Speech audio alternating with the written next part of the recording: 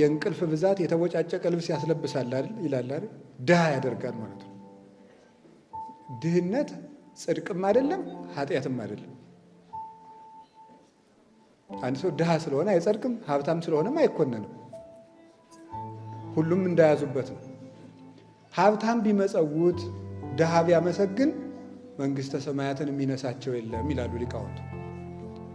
ድሃ ከሌለው ቢያንስ ምን ማድረግ አለበት? ሰጥቶ መጽደቅ ባይችል ቢያንስ ማመስገን አለበት። ሀብታም ደግሞ በገንዘቡ ድሆችን የክርስቶስን አካላት መመገብ አለበት። የክርስቶስ ሕዋሳት ናቸው ክርስቲያኑ እና የእግዚአብሔር ቤተሰቦች እንዲሁ ወዴት እደርሳለሁ ብለን ማስብ። ቁጭ ብሎ ሲያወራ የሚውል ሰው አለ። አሁን እንደዚህ እያወራው የት ነው የምደርሰው ብላችሁ አስባችሁ ታውቃላችሁ? የት ነው የምደርሰው? እንዴት ነው የት ነው የምደርሰው? አንድ ሰው ቀኑን ሙሉ ስልኩን ይዞ እየዋለ የት ነው የሚደርሰው? እስቲ እንደዚህ እያልኩ እየዋልኩ የት ነው የምደርሰው እስኪ ብላችሁ ጠይቁ። አንዳንድ ሰውማ አለ ዛሬ ቀርቷል እንዴ? ከሰዎቹ ሱቅ ዶ ሰዎቹ እየሸጡ እሱ ቁጭ ብሎ የሚያወራለ በር ላይ። አይገርማችሁ? የት ነው የምትደርሰው እዚያ ሱቅ ደጅ ላይ እየተጎለጥክ? እንዴ ነውር እኮ ነው። እንዲህ እያልኩ ተጎልቼ የት ነው የምደርሰው? አሁን በስክሪን ገብታችሁ የኳስ ጨዋታ እየተመለከታችሁ ቁጭ የምትሉ ወጣቶች አላችሁ።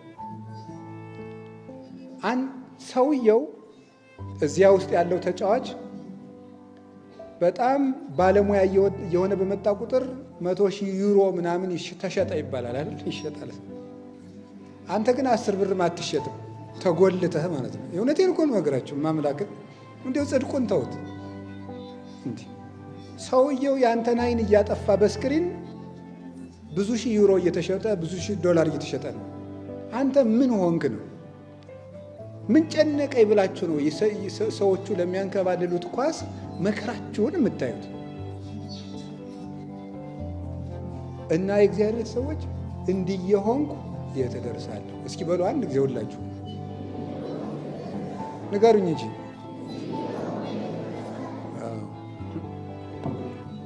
እድሜ ቀላል መስሏችኋል?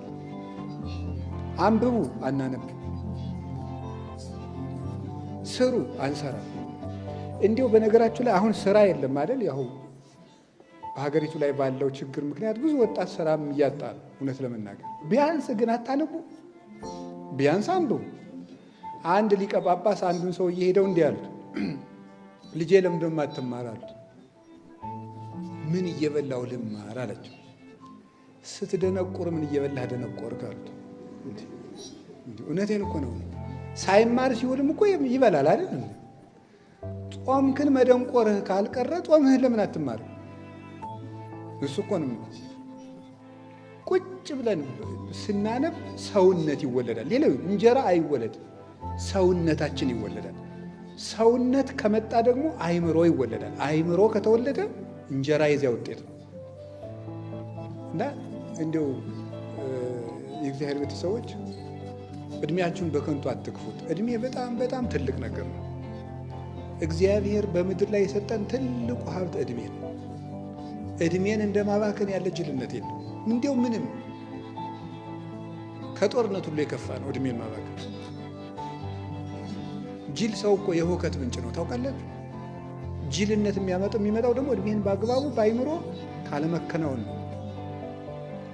ቁጭ ብላችሁም አስቡ፣ እየሄዳችሁም አስቡ፣ ተኝታችሁም አስቡ። ግን የምታስበው ምንድን ነው?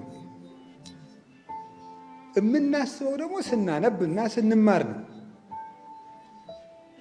ለነገሩ አሁን ኢትዮጵያ ውስጥ ስታዩ ማት በእያንዳንዱ ከተማ ማት ጭፈራ ቤት አለ።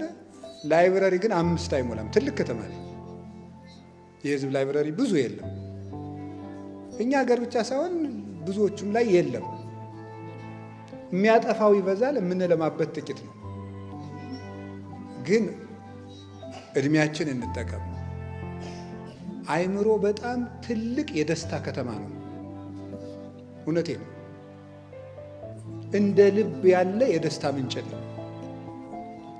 ውጭ ላይ የሚገኙ ደስታዎችን ከማሳደድ እዚህ ውስጥ የሚፈልቀውን ማንም የማያደርቀውን ምንጭ መቆፈር ይበልጣል።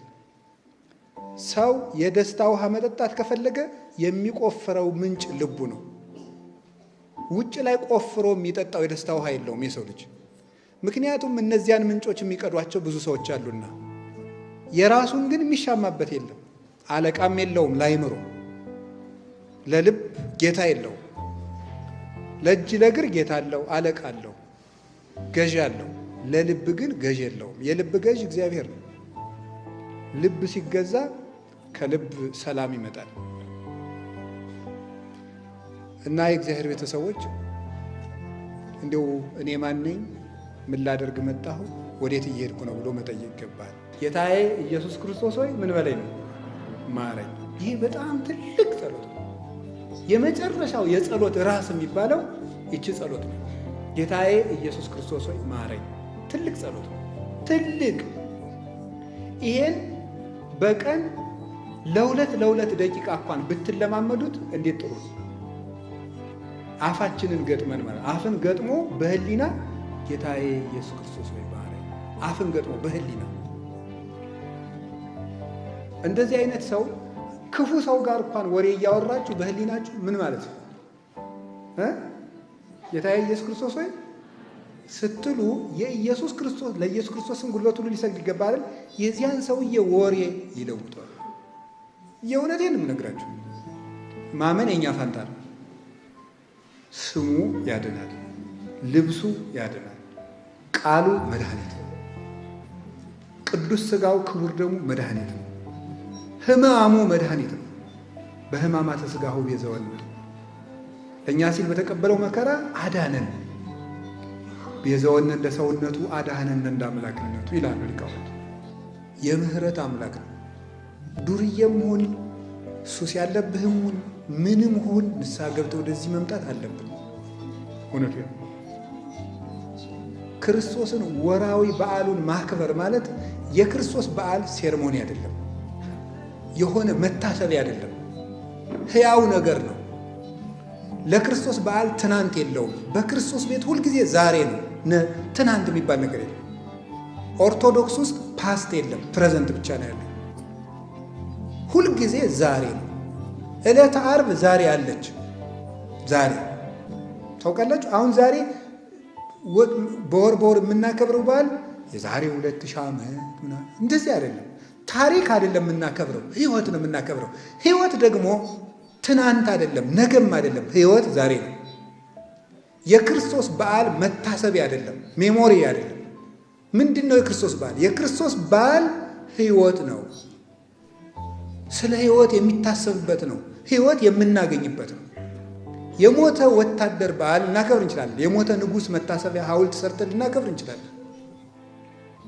የሞተ ጀግና፣ የሞተ እንትልን ደራሲ ልናከብር እንችላለን። የዚያ ሰውዬ በዓል ግን ከታሪኩ ልንማርበት እንችላለን እንጂ ሕይወት አያድልም። የክርስቶስ ግን የሞቱ በዓል ሕይወት ይሰጣል። የሞቱ በዓል ማንም በሞቱ ሕይወት አይሰጥም። እርሱ ክርስቶስ ነው።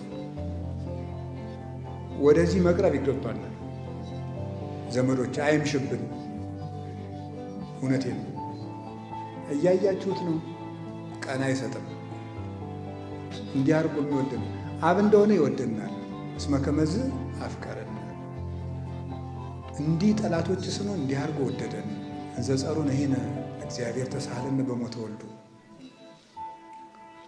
የእግዚአብሔር ጠላቶች ስንሆን በልጁ ሞት ይቅር አለን። አኮነ ነዛ አፍቀርናሁ፣ እኛ የወደድነው አይደለም። አላ ውእቱ አፍቀረን፣ እሱ ወደደን እንጂ። አኮ ባምጣነ ጌጋይነ ዘኮነና ሐሳበ ጸጋሁ ለእግዚአብሔር፣ የእግዚአብሔር የቸርነቱ ምላት ስፋት በእኛ በደል ልክ የሆነብን አይደለም ብሎ ነግሮናል። እንግዲህ ሰው ትልቅ መሐላ ይላሉ ሊቃውንቱ፣ ከመሐላ ትልቁ የልጅን ሥጋ ይንሳኝ ብሎ ማለት ነው።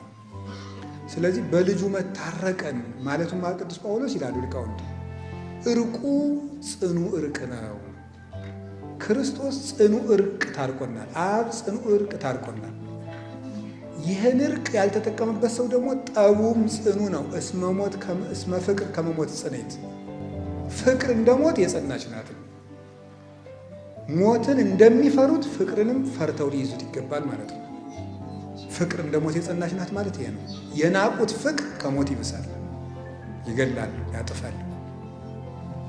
የምናመልከው መድኃኒታችን ኢየሱስ ክርስቶስ በደሙ ቀድሶ ገነትን ከፍቶ ዓለምን ሁሉ ከራሱ ጋር አስታርቋል።